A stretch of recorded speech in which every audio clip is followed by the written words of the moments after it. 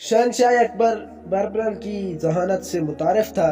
बरबरल ने शहनशाह अकबर के साथ तकरीबन 30 साल तक काम किया और उन 30 सालों में उसने अकबर आज़म के दिलो जान में घर कर लिया।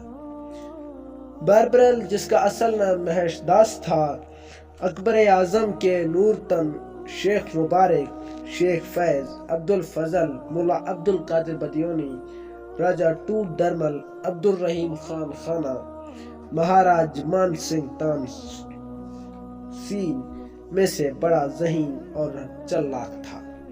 अकबर बादशाह उसकी हाजिर दमागी से खुश था। बादशाह अकबर बरबरल को किसी न किसी इम्तिहान में डाले रखता था। एक दिन बादशाह को ख्याल हुआ कि मैं सल्तनत के अक्लमंद इंसानों से तो मिलता रहा हूँ, क्यों ना बेवकूफ़ इंसानों से भी मिल लिया जाए। बादशाह ने अपनी ख्वाहिश की तकमील के लिए बरबरल को हाज़िर दरबार किया और कहा कि वो सल्तनत के 6 बेवकूफ़ों से मिलने का मुश्ताक है। अकबर ने बरबरल को हुक्म दिया कि जाओ और शाम तक 6 बेवकूफ़ों को दरबार में पेश किया जाए।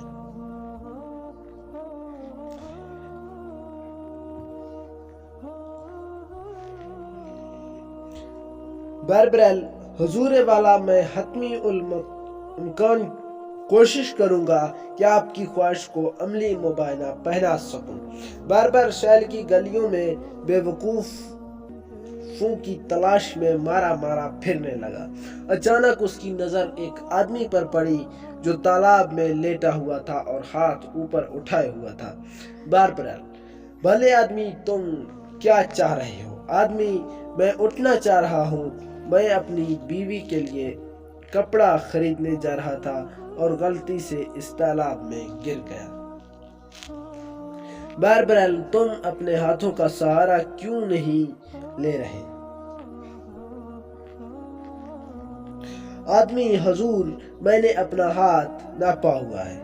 जितना कपड़ा मेरी बीवी को चाहिए, अगर मैं अपनी हाथ पानी में डाल दूंगा तो नाप क्या बाकी रह जाएगा। फिर मैं अपनी बीवी के लिए कपड़े कैसे लूंगा? तालाब में लेटे आदमी ने जवाब दिया। बरबरल, अच्छा, मैं तुम्हारी मदद करता हूँ। ये कहकर बरबरल ने हाथ बढ़ाया और तालाब से निकाल लिया और कहा कि तुम मेरे साथ चलो और कोई सवाल नहीं। आदमी राजी होकर बरबरल के साथ हो लिया। अभी वो थोड़ी ही दूर गए होंगे कि उनका सामना एक ऐसे आदमी से हुआ जो घोड़े पे सवार था और सूखी घास का गठड़ा अपने सिर पे रखे हुए था। बरबरल ने उसे देखकर कहा, अरे मियां, तुम इस घास को घोड़े के ज़ैन पे क्यों नहीं बांध लेते? इस घोड़सवार ने जवाब दिया, मैं घोड़ा कमजोर और दुबला है, इतना वजन नहीं उठा सकता। बरबरल ने उसका जवाब सुनकर कहा, वाह रे नसीब, अरे यार, मुझे तुम्हारी ही तलाश थी। तुम भी चलो मेरे साथ, और कोई सवाल नहीं। वो शख्स भी उनके हमरा हो लिया। अभी ये तीनों घोड़े आगे गए तो एक शख्स पे नजर पड़ी जो अकेले बातें करता हुआ भागता जा रहा था।